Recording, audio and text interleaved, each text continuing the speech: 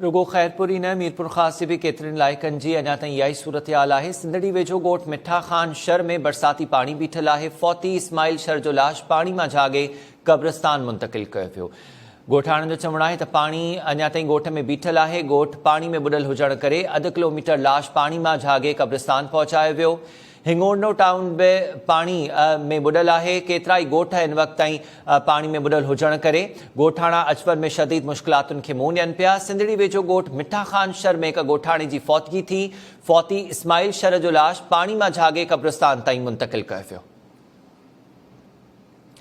सिंधड़ी वेझो केतरनि इलाइक़नि जी इहा ई सूरत हाल आहे जितां अञा ताईं पाणी निकाल नाहे थी सघियो। केतरनि ॻोठनि जो हिंगोरनो ऐं सिंधड़ी वेझो मुख़्तलिफ़ इलाइक़नि में पाणी छोड़ कयो पियो वञे। आगाह कयो आहे त सिंधड़ी वेझो ॻोठ मिठा ख़ान शहर में बरसाती पाणी मां फौती इस्माइल शर जो लाश पाणी मां झागे क़ब्रिस्तान पहुचायो वियो। असद शहर खां तफ़सील मालूम कयूं था। असद आगाह कजो, 3 महीना गुज़री विया बरसात खे, पर अञा ताईं पाणी बीठल आहे। जी हाँ, आमिर ही तव्हांखे ॿुधाईंदो हलां त हीअ सिंधड़ी भरिसां ॻोठ मिठा ख़ान शहर जेको यूसी इस्माइल कुंभार जे तगूसर में वाक़िअ आहे।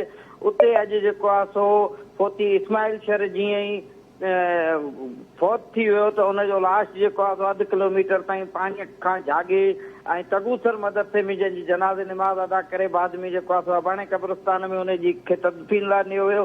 जॾहिं त हितां जो जेको यूसी चेयरमैन आहे ताज़ो मुंतख़िब थियल अब्दुल करीम शर, उनजो चवणु इहो आहे त इस्माइल शर मुंहिंजो वेझो अज़ीज़ हो ऐं असांजी जेको आहे सो यूसी जे अंदरि हिंगोरने टाउन जो पाणी जेको आहे सो ज़िले इंतिज़ामिया मीरपुर ख़ासि त कढायो, मगर हिन वक़्त ताईं असांजा ॻोठ 3 खां 4 फुट पाणीअ जे अंदरि आहिनि। असां वटि हिन वक़्त ताईं को बि समाजी इदारो कमु करण या रिलीफ जे हवाले सां न आहे पहुतो। असांजे जे तगूसर जो पाणी अॻियां जेको आहे फुलादियूं तगूसर रोड वटां जेके हिन जूं छंडरूं हुयूं, आबी गुज़रगाहूं, उहे बंदि कयूं वियूं आहिनि, जंहिं सबबु असां 3 महीना गुज़री चुका आहिनि, 4थो महीनो गुज़रण वारो आहे, मगर पाणीअ जो निकाल न आहे थी सघो।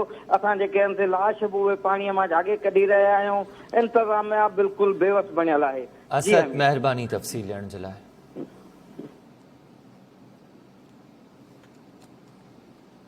आगाह कयोसीं मूंखे त सिंधड़ी वेझो ॻोठ मिठा ख़ान शहर में बरसाती पाणी बीठल आहे। हिकु ॻोठाणे जी फौतगी थी। फौती इस्माइल शर जो लाश पाणी मां झागे क़ब्रिस्तान मुंतक़िल कयो वियो।